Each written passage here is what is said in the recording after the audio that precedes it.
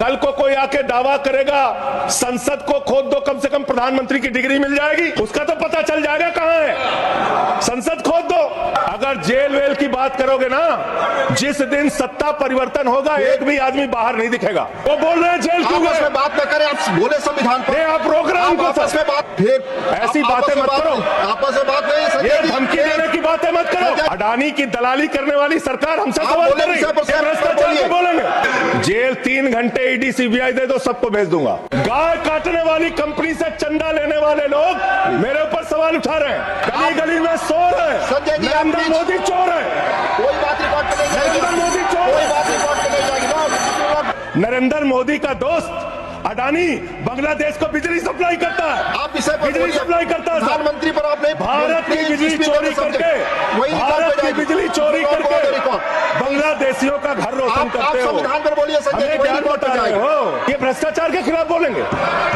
3,02,000 करोड़ रुपए का ठेका इन लोगों ने इलेक्टोरल बॉन्ड के नाम पे लिया सर। अडानी की दलाली करने वाली सरकार हमसे सवाल कर रही है। भ्रष्टाचार के बोलेंगे। अगर जेल वेल की बात करोगे ना, जिस दिन सत्ता परिवर्तन होगा एक भी आदमी बाहर नहीं दिखेगा। फिर ऐसी बातें मत करो। आपस में बात नहीं, ये धमकी देने की बातें मत करो। तेल से इस देश की जनता का तेल निकाल दिया आपने, इतना महंगा पेट्रोल डीजल बेचा। मुझे याद है मान्यवर, 2014 में जब चुनाव प्रचार में ये लोग निकले थे, तब कहते थे वोट दे दो, बीजेपी को जिता दो, डीजल 40 रुपए का हो जाएगा, पेट्रोल 50 रुपए का हो जाएगा। आपकी एक नेता का भाषण है, सदन में नहीं होगा तो मैं भेज दूंगा, आप सुन लीजिएगा। आपका ध्यान देश में डीजल कैसे सस्ता हो, पेट्रोल कैसे सस्ता हो, इस पे नहीं है। आपका ध्यान तो देश भर में झगड़ा कराने, आपका ध्यान अपने दोस्त अडानी को हजारों करोड़ का मुनाफा पहुंचाने में है। करप्शन पे तो बोलने लग जाऊंगा तो अडानी को तो लेकर बैठे हुए हैं। आप 2200 करोड़ रुपए की रिश्वत खिलाई अडानी ने। Nothing is going on record. 2200 crore रुपए की रिश्वत आपके अधिकारियों को। संजय जी, 2200 करोड़ की रिश्वत। संजय जी प्लीज। सर वो क्या बोल रहे हैं सर? वो आप इधर बोलेंगे तो उधर बोलेंगे प्लीज। सर 2200 करोड़ रुपए की अडानी ने रिश्वत खिलाई हिंदुस्तान में महंगी बिजली बेचने के लिए। सब्जेक्ट पर बोले वही रिकॉर्ड पे जाएगा। सब्जेक्ट पे ही बोल रहा हूँ सर। प्लीज। धर्मनिरपेक्षता से इनको मतलब नहीं है।